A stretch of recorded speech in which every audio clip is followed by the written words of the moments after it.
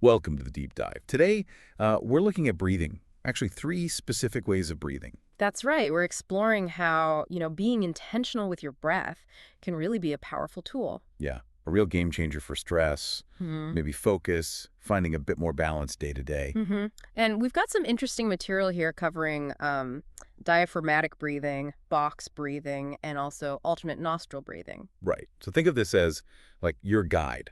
The mission, if you will, is to figure out these techniques, when to use which one, how they actually work. And how you can use them practically, Yeah, for everyday challenges and just feeling, well, better overall. We often just forget about breathing, don't we? totally. Yeah, It's just automatic. But bringing some awareness to it sounds like it unlocks quite a bit. it really does. A whole toolkit, basically, just sitting there waiting.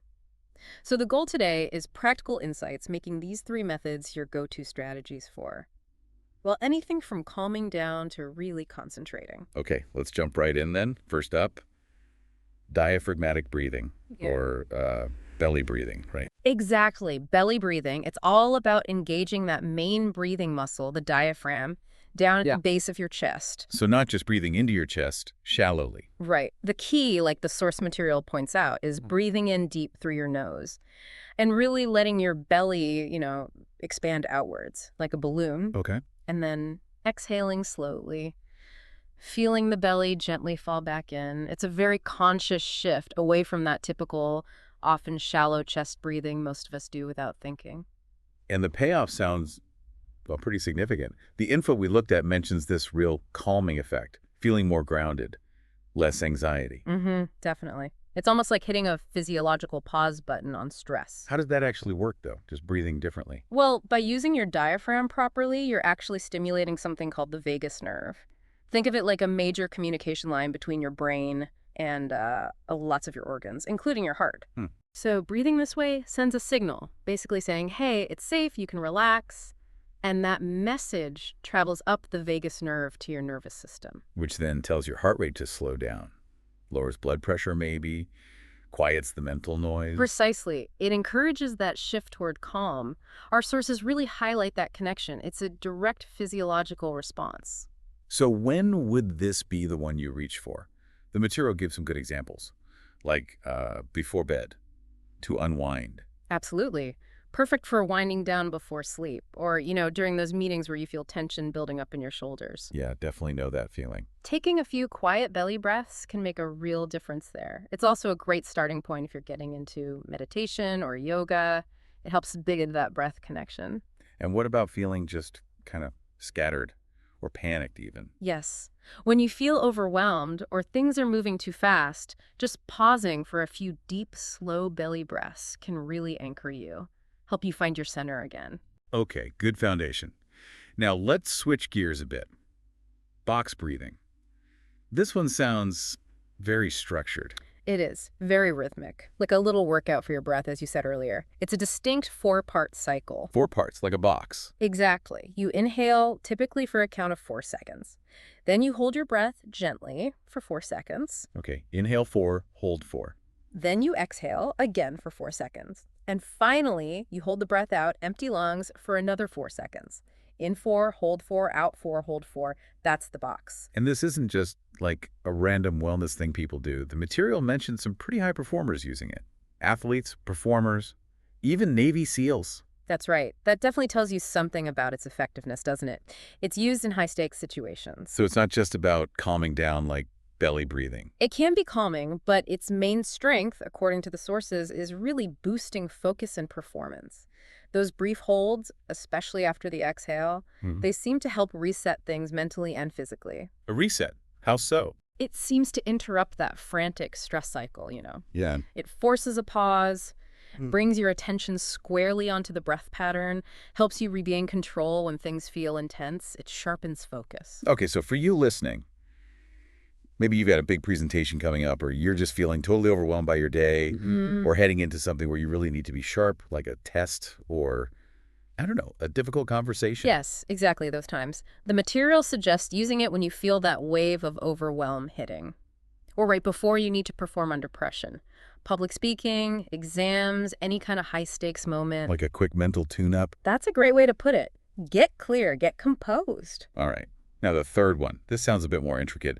Alternate nostril breathing, or Nadi Shodhana. Nadi Shodhana, yeah. That's its traditional name from yoga. And you're right, it involves a little bit of hand choreography. Okay, how does that work?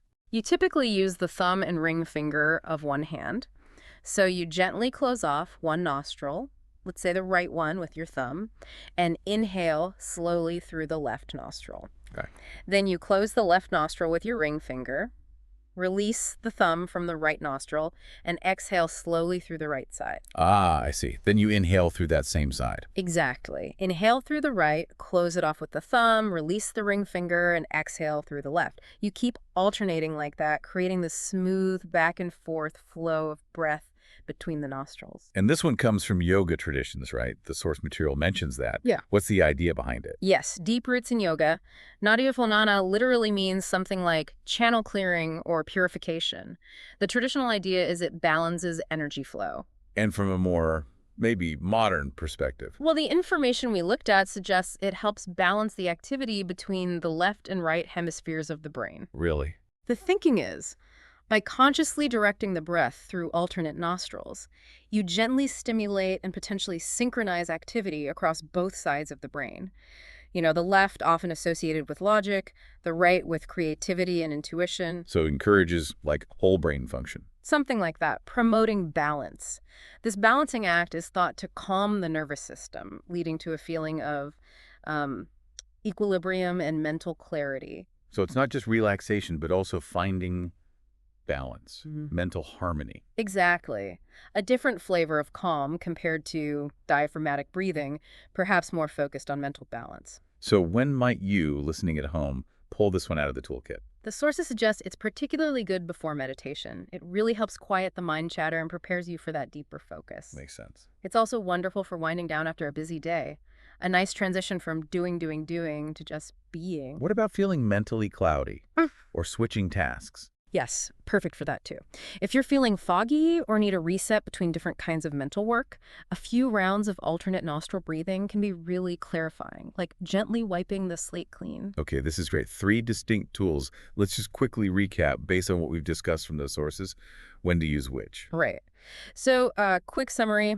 Diaphragmatic or belly breathing, that's your go-to for anxiety, feeling scattered, needing to ground yourself, or wanting better sleep.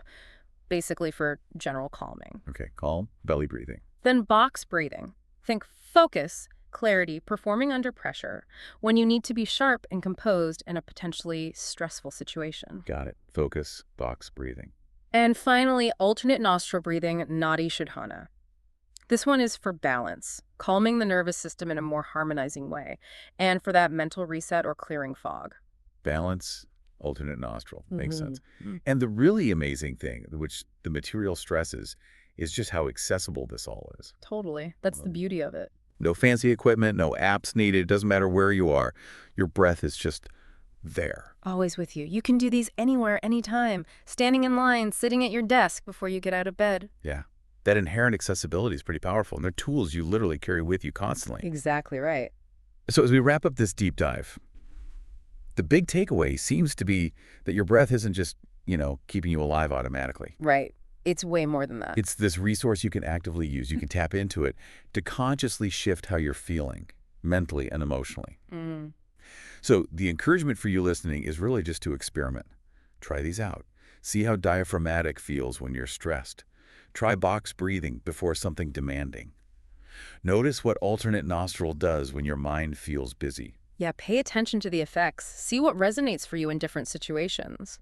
What helps you find that calm or that focus or that balance you need in that moment.